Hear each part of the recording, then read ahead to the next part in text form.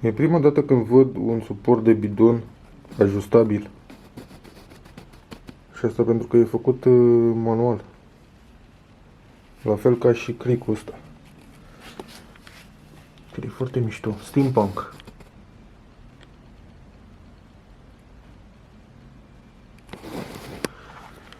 Și la fel și cu suportul de telefon. E făcut tot așa. Din bucăți. Tot ajustabil. Foarte tare.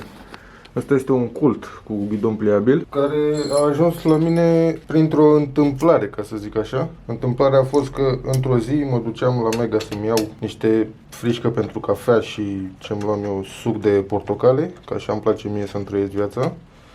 Și când am ieșit de la Mega cu toate alea în ghiozdan și cu trotineta lângă mine, era un om acolo la poartă care vorbea la telefon. Dar când a văzut trotineta mea s-a oprit din vorbit ca să-mi zică mie: e foarte tare trotineta ta. Și eu i-am zis: știu că eu am făcut-o, că la cum arată aia nu mai e G-Booster. Și el îmi zice: am și eu una, dar e defectă de vreun an, adică asta. Păi și zic: păi ce are?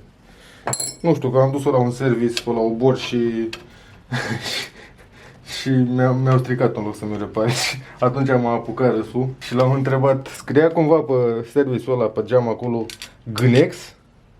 Și el îmi zice: da, acolo am fost. Am plecat de acolo cu ea și am mers 1 kilometru și s-a oprit. Și când am deschis-o, de fapt, am văzut că mi-a prins cablurile în placă. Adică undeva pe aici sunt cablurile. Nu știu ce a făcut.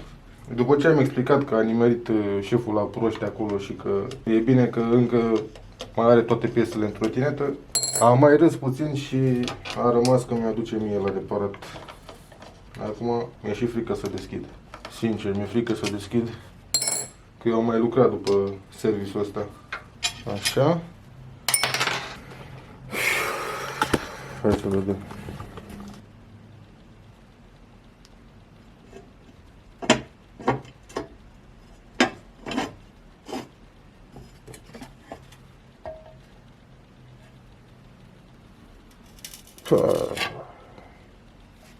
Așa arată senzorul de umezeală când ai pierdut garanția. Așa știi că ai pierdut garanția.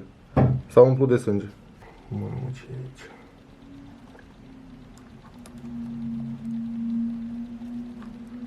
Mamă, ce sunt astea, mă? Asta e o factură de la Digi. Mamă, ce-i firul ăsta, mă? Hai de p***a mea.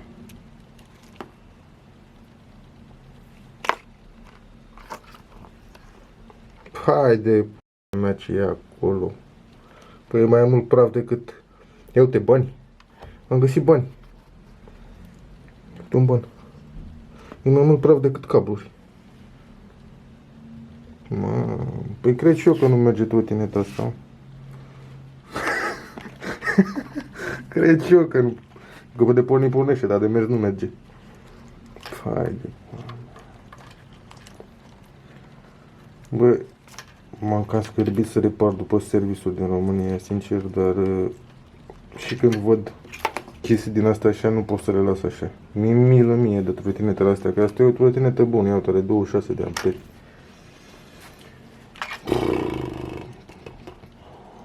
E mult de lucrul ăsta.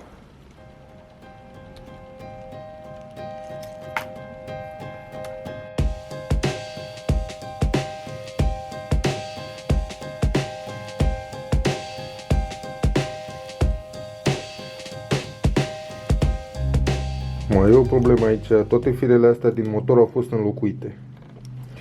Și acum eu nu știu care face, care nu face contact. Trebuie să desfac motorul să văd dacă are contact din motor până la mufa asta tot, până la mufa asta aici.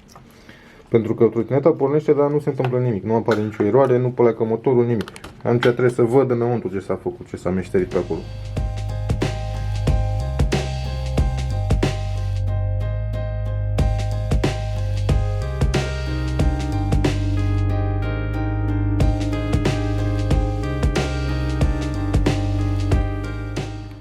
Asta este înăuntru, un dezastru. 2 fire albastre și 3 maro. Care, nu știe nimeni. Trebuie să le iau acum după plus, minus, ce mai scrie pe acolo. Să le măsor, să văd dacă ajung sus. Setăm jucăria asta aici așa. Punem un alt din ăsta pe primul senzor de aici care este plus. Așa. Și al doilea pe firul roșu de aici, de la senzor de sus, și ar trebui să piuie acum. Piuie. E perfect. Și așa le fac pe fiecare în parte până găsesc ce era defect.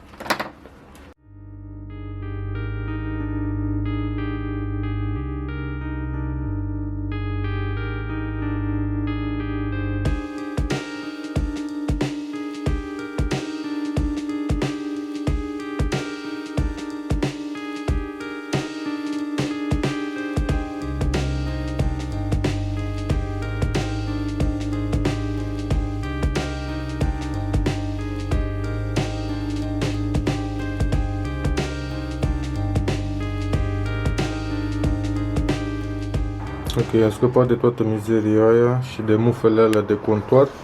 Am instalat mufe de trotinetă normale ca să pot să decuplez motorul de acolo, să-l scot. Astea sunt mufele. Am verificat cu aparatul de măsură absolut toate firele astea din motor, din controller, din display, din accelerație. Accelerația funcționează, totul funcționează pe aparat. Deci concluzia la care am ajuns este că ăsta e defect. Ceva înăuntru lui e defect. Chiar dacă display-ul pornește, nu merge. Așa că încerc cu unul de 25 de amperi, tot de la JP. În loc de 20 de amperi o să fie pe 25. Hai să vedem. Scoatem tot astea. Scoatem alimentarea scoasă, scoatem ăsta, băgăm ăsta aici, mai am firul ăsta de aici. Astea sunt tocite, trebuie să de muncă la astea.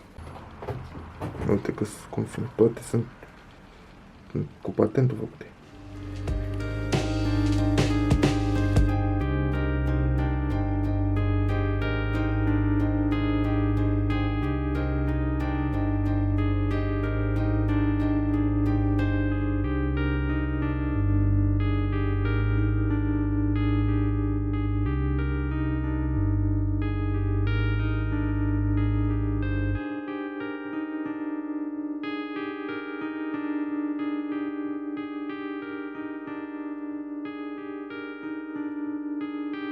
Ok, am nevoie de conectori noi pentru asta, am trebuit să tai pentru că nu se putea face nimic cu ei.